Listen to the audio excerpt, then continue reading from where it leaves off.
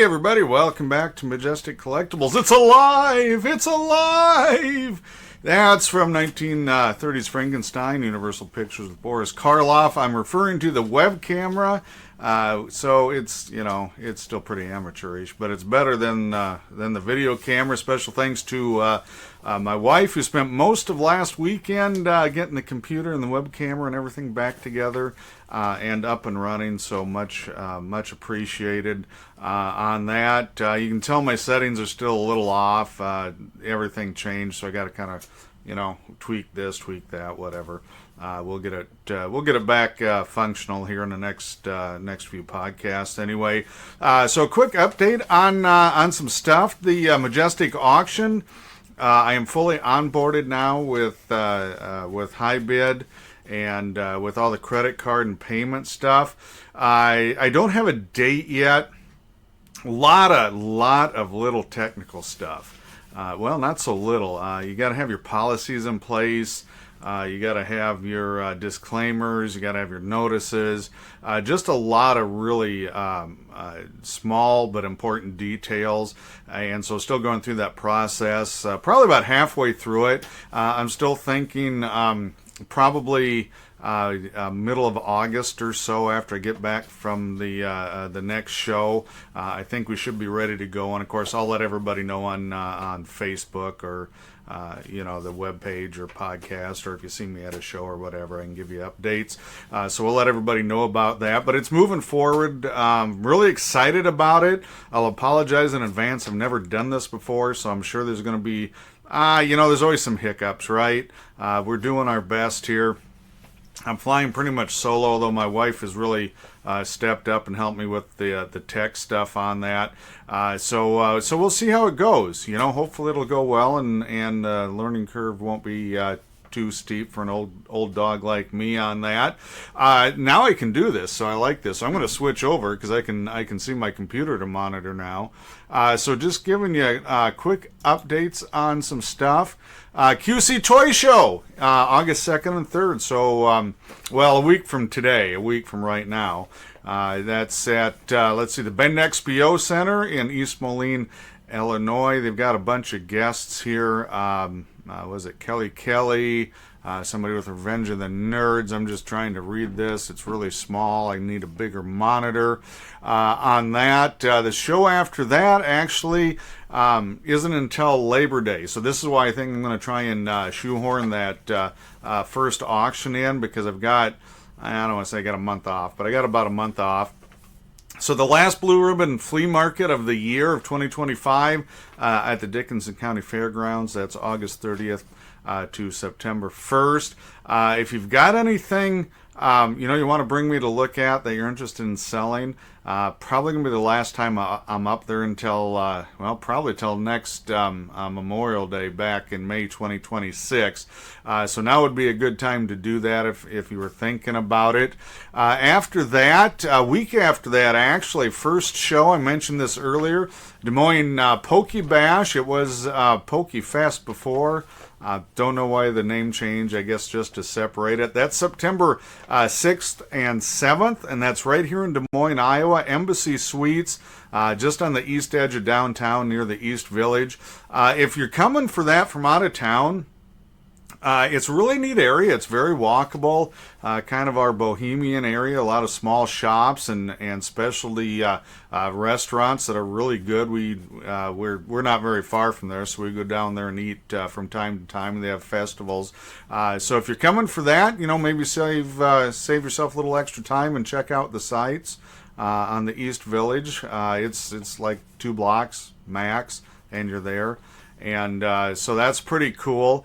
We've got, let's see what we got. We've got 3 tables. We're a sponsor level, I guess it is. So our logo is supposed to be on the advertising and things. I would assume that's coming out pretty soon, since that's about 6 weeks away.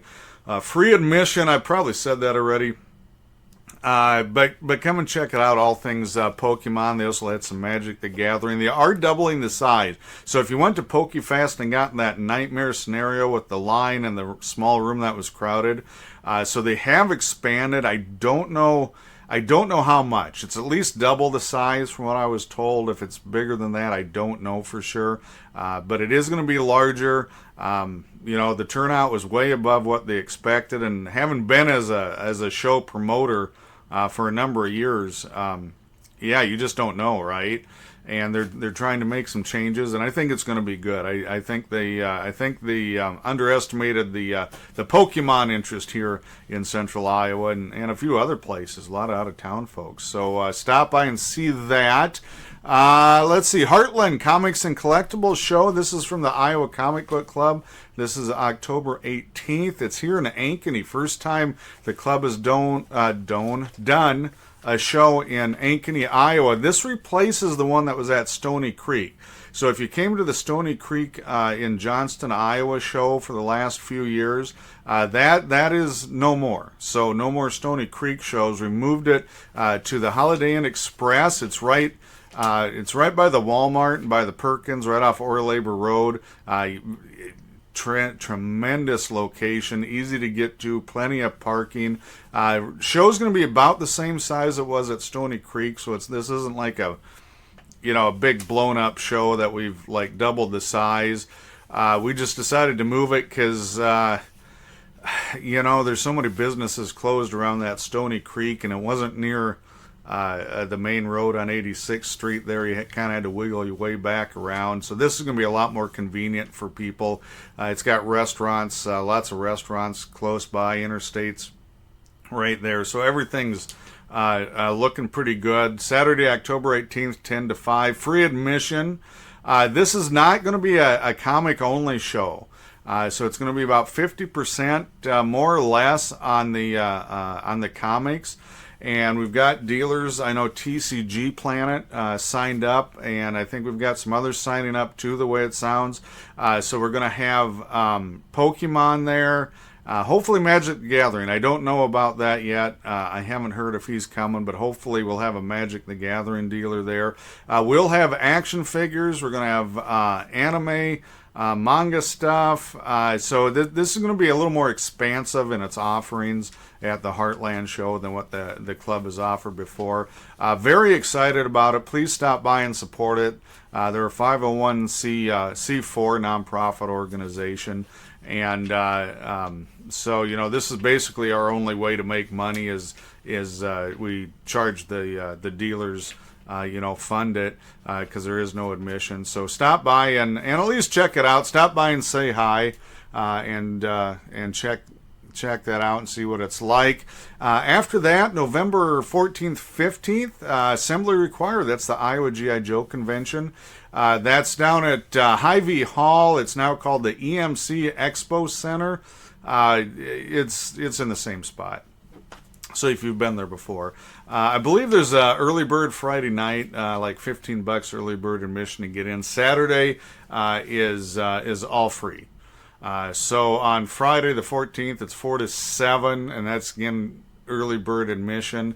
November 15th, Saturday, it's 9 to 5. Totally free, awesome fun event. Even if you're not, even if you're not big into G.I. Joe, it's a great 80s era collectible show. And come on Saturday morning, and they have a room where you can just sit and you eat cereal, literally milk and cereal, and they rerun cartoons, Saturday morning cartoons, so you can have your bowl of cereal, watch Saturday morning cartoons, just like we did when we were kids, right? So great event. Now I don't have this one listed on the website yet, but it's coming up, I believe, the 25th and 26th of October. And that would be the QuadCon Des Moines at Merle Hay. And I don't have, I've got part of the information. I don't have the advertising graphics yet for that, but once I get that, I'll get that up and get that listed. So a fairly busy fall. After the G.I. Joe convention, I don't really have anything scheduled until maybe, I'm trying to think, maybe March or April is the next QuadCon in Des Moines. I'd have to check on that for 2026. So that's going to be it for the shows for, through November. And then half November, December, January, and February. and probably a good chunk of March. I will not be traveling during that time, but I'll still be in the antique mall, and you can still track me down if you need to. So, long update. Just wanted to bring you up to date because it's been a while, right? Haven't had a chance to do this. So I'm getting through the list from Corey on topics. So there is semi kind of a reason for this video other than the sales pitch. And I thought this was pretty timely, so that's why I picked this one. I gotta mark it off though. I'll forget that I did it. Let me see. Oh, there it is. There's an ebb and flow to the marketplace. Can you define how the changing market affects your business plan? Oh, Nelly. Who was that? Was that Harry Carey? I can't do that. I'm a Cardinals fan. Sorry, Cardinals Nation. My bad. Totally my bad on that. So yeah, and boy, you talk about ebbs and flows, especially since COVID. From in the tank to record high, top of the mountain kind of thing to hitting coming down to a plateau, and now some of the stuff is quite honestly back in the tank again. This is the problem, though. Can you define how the changing market affects your business plan? The number one thing, obviously, as a professional reseller or dealer or just merchant in general, it doesn't really matter if you're collectibles or not.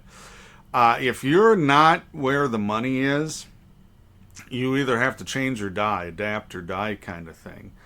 And I have seen just this last month, July 2025, here in central Iowa.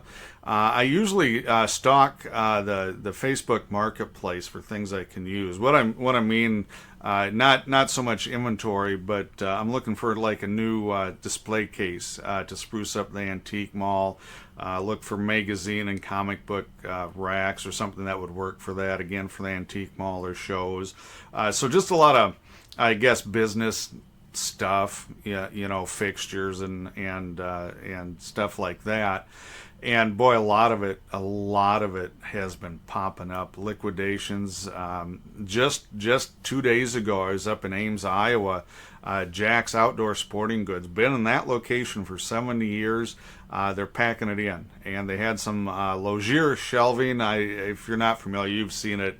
It's usually white or almond, sometimes black or gray, but it's those shelves you see in convenience stores or my booth at the antique mall. And I needed to get a couple larger size ones, and I ran up there. I had to buy the whole display, 8-foot one side display for $50. They just need to get rid of it, and that stuff can be really, really hard to move because it's so specific. But I've seen a lot of restaurants. I just looked this morning before making this video, and I got to tell you, there's a boutique here in Ankeny, boutique type store. I believe it was Altoona, Norwalk, which is south of Des Moines. I think there's one other one, and that was just this morning, and all going out of business, all packing it in. I'm not surprised, unfortunately. The one thing with boutique businesses or specialty businesses, if your particular market segment gets hit hard and fast, you got no room to maneuver. You need to adjust your inventory, your sales, how you do things, and sometimes you just can't do it fast enough, kind of deal. And how you plan for that, boy, I don't know. When you've been doing as long as I have, you do have a little advantage in that you can kind of see trends. It's like, oh, I've seen this before, and that's kind of what I did with that last video with the video camera I had talking about pivoting from eBay sales to an auction setting. Auctioning my own stuff. And right now I'm just not seeing an upside for selling my kind of collectibles, especially comics. Key comics, they're good everywhere, but the shipping cost and just the general interest, with the shipping cost up, the general interest down, nobody reading them, it's just time to pivot. And if you don't pivot, you will die, right? I mean you got to keep moving. It's like if you play a Call of Duty or a first person shooter. The minute you stop, you're toast, right? You're easy pickings, and it's kind of the same, especially for small businesses. You just have to kind of pivot and plan out how that looks like. In my case, I had I've been fighting this eBay thing for a while. I've been whining about them for, well, a long time, even pre-COVID, but especially the last year and a half. And so always in the back of my mind, I'm like, what are my options? Because where you're located here in central Iowa, very rural state, options are not plentiful. Do I open a brick and mortar store? Yikes! Don't like that. That's a financial and time commitment of immense levels. If you want to make that work, you get married to it and then some. Okay, it kind of controls your life. I was there and did that a long time ago up in northwest Iowa in Storm Lake, and I really enjoyed it. I still have friends and customers that I see from that time period, and I'd have never met them if I didn't do the brick and mortar. So it's in that light, it was pretty awesome. But down here, when you're talking $3,000 a month for a 3-year lease, you're committing. Well, what is that? You're talking $35,000, another, so $42,500 a year just in lease. It doesn't include your inventory expenses, doesn't include your employees, your tech, your store fixtures, whatever it is.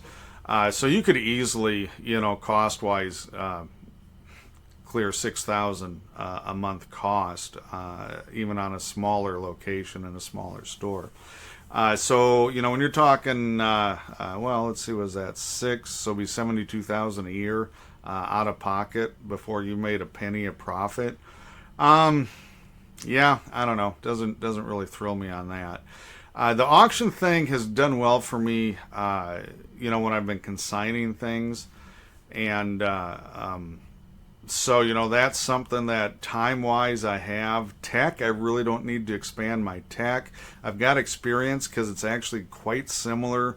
Actually putting the auction together is very, very similar to listing things on eBay, only, I'm more hopeful, to be honest with you. I also control the narrative a lot more. That's the details I mentioned earlier. So, I get to control the narrative on when I ship. Do I have to ship next day? Well, no. I'm going to get it out quick, but I'm not so locked in to certain things. So I've got some flexibility there.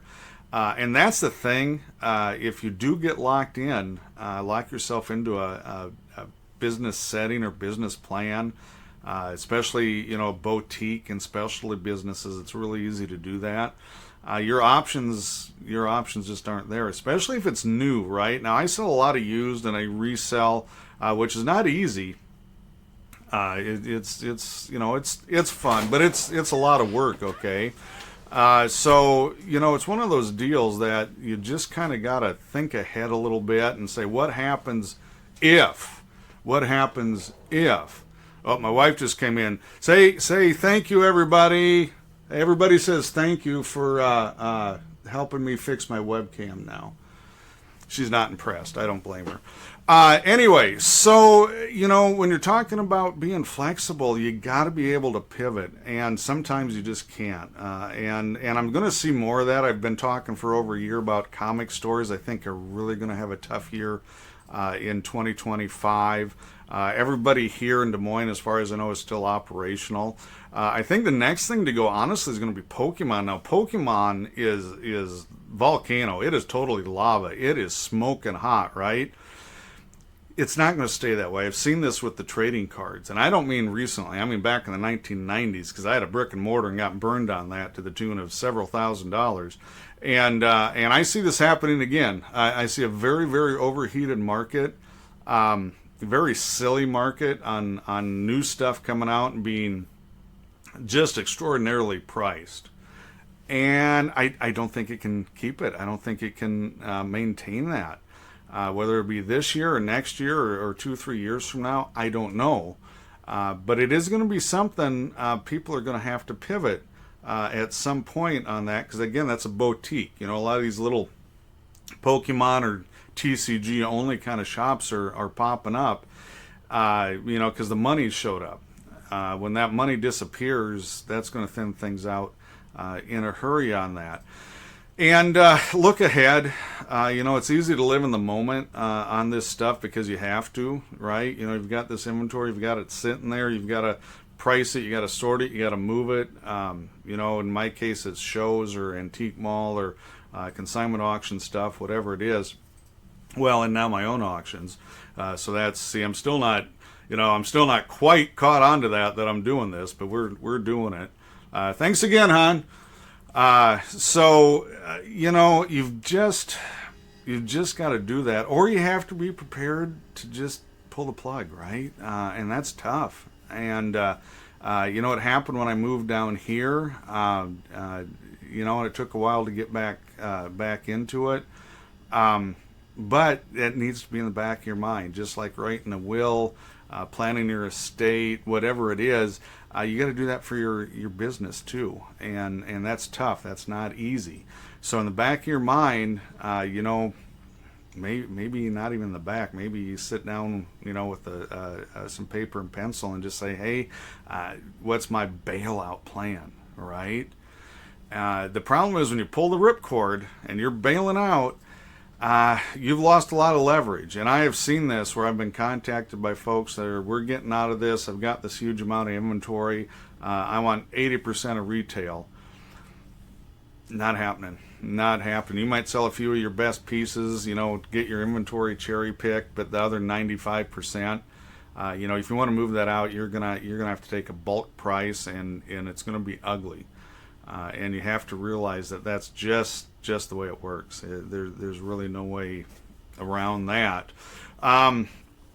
So what else for changing markets on business plans? Well, in my case, I've added the Poke Bash, right? Never set up at a TCG or trading card or Pokemon themed show. Now, I've never even set up at an anime show, which I really... if this Pokemon Bash thing goes good, which is a small show, I got to think about that, because right now my model kits, my anime statues, a lot of this stuff you're seeing behind here, it's outselling my comics. Not even close. It's outselling a lot of the American stuff. It's even starting to, it's really past my action figures, vintage and new. So I think that's right now a growing market, and the biggest thing I see there is there's young people in it. I go to a comic book show. I'm the youngest guy, and look at this, man. It's gray, it's falling out. It's I got rink. I mean, and I'm the youngest, or one of the youngest. When I go to a Poke Bash or I go to an anime manga show. Something themed, it's got Godzilla, whatever it is. I'm seeing 30-something dealers. I'm seeing 20, 30-something teens, tweens, buyers. I'm seeing a market that's got legs, that's going to be around. And I haven't seen, now there's some really silly stuff, because we mentioned Pokemon, but overall, I haven't seen the just ridiculously stupid jump in prices. I don't see a lot of people speculating right now, which is interesting to me, because every other market other than that, even Pokemon, everybody wants to get that pull of the roulette wheel. But most of the stuff, when it comes to the statues, the Godzilla stuff, the theme stuff for the anime programming, they're generally fans. They genuinely like it. So they're not buying it to think, oh, down the road this is going to be this or this is going to be that or whatever it is. And so to me, that's a growing market. It's a little more stable and sensible market. And that's why I'm kind of shifting that whole plan over that direction, away from the comics and some of the action figures. Will it work? I don't know. I'm going to find out. because it takes a while. Here's the problem: when you do pivot, unless you're really, really, really super lucky on the timing and the inventory, it's probably going to be a 2-year pivot, would be my guess, to switch over and start doing more of these Japanese themed shows, to get more of the Japanese themed inventory in, stuff like that. And of course, the tariff situation is pretty settled now with Japan. I think it's 15% on most items. I don't think anything I carry is exempt, so at least there's an answer there. It is going to take a little bit of, I guess, sussing things out to see if that 15% tariff is going to affect sales, because it could. This stuff is not cheap. It's usually premium product, upscale to premium product stuff anyway. So 15%, depending on the item, it could make a difference. You're talking a $100 item going up to $115, $120 probably. $119.95 or that kind of thing. So you start adding $15 bills to those larger ticket items. I could see that people balking at that a little bit, but we'll find out. We'll see how it goes. So that's kind of my 2 cents worth on the pivot and the marketplace changes. So there's one more thing I wanted to answer, and I'm sorry, I know this is getting a little long. But it kind of relates, and that's will the comic market ever be driven by movie and TV development again?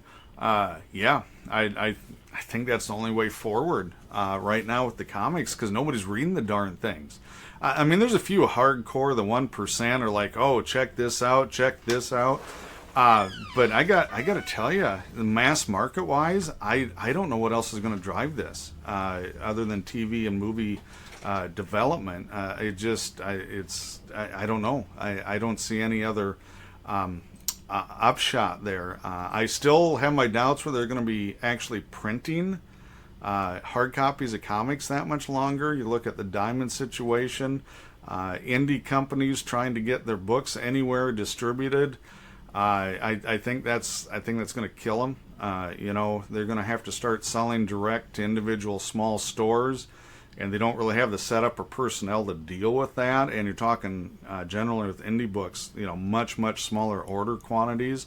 So it's kind of going to be a death by 1,000 cuts if they can't find a mass market distributor or somebody to take them on like Diamond Distribution did. And you're just shrinking that market. Even DC and Marvel, how many times do you see a mini series, or IDW with Transformers, where they've stopped and started and stopped, and every year there's a new kind of redevelopment of the characters and things. Lots of one-shot stuff. Godzilla's got a lot of one-shot stuff. A lot of little mini-series stuff with Marvel, DC, and some other characters. I got to tell you, I just don't know what the future is for the comics, for the collecting. I can tell you, if they don't start getting a head full of hair that's not gray, when they're coming in and buying stuff, there's not going to be much of one. So the movie TV stuff is it. I hope something changes. I hope something comes back, and I hope somebody says, wow, these are worth reading. But the other side of that coin is, I've heard from my comic club friends and some other folks that still read them, diehard readers, that there's really not a lot good out there worth reading. Comics, when I grew up, weren't necessarily great. Okay, I'm not going to sit here and tell you those were the greatest stories ever made, but I will say they were fun, they were entertaining. You looked forward to it. They were consistent. It wasn't the save the universe every single issue. It wasn't we threw the continuity away from the last year or two and then rebooted everything every year. It was just more casual, I guess, but just a lot more fun, a lot more entertaining, a lot more economical too. I think that's going to be a big problem with Diamond going out, is the indie books. I think you're looking, I think you're going to be looking probably $7 to $10 an issue. And these aren't, they're thin comics, right? So just a lot of moving parts there. I'm hopeful. I saw the Superman movie, no spoilers, but that certainly has picked up interest in Superman and especially Supergirl, my Supergirl stuff. Titles, especially Bronze Age now, people are asking for them, so that's been fun. But again, movie driven, and there's a movie coming up, right? So what's going to go on with it? I don't know, but I guess my advice is be ready to pivot, be flexible, and hopefully this stuff will keep going. It'll make a comeback. Probably not in the format it's in, but I don't think it's dead. I think it'll be around, for a little while yet, as long as the movie TV stuff is of interest. If that goes the way of the Western TV shows and the Dragnet crime TV shows and stuff like that, I don't know. I don't know what's going to drive the market at that point. So that's it. Threw a lot of stuff at you. So appreciate you watching and being patient with me. Should probably get a few more of these podcasts out now that the tech is workable again. That's it. Stop and see me at a show if you can, if you're in the area. And thanks for watching.